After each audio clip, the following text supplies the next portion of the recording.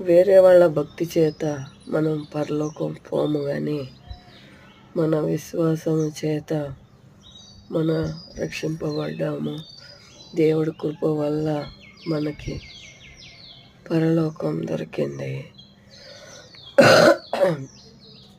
కానీ మనం విశ్వాసంగా ప్రార్థన చేయాలి.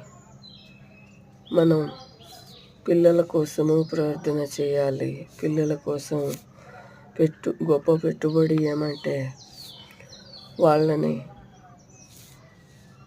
వాళ్ళని మరణింక తప్పించమని నిత్య జీవానికి పోయేతర దేవుడు నిత్య జీవం కోసం దేవుడు ఆకర్షిస్తేనే తప్ప మన పిల్లలు పోరు. కాబట్టి మన పెట్టుబడి ప్రార్థనగా ఉండాలి. ఇది విశ్వాసమైన ప్రార్థనగా ఉండాలి.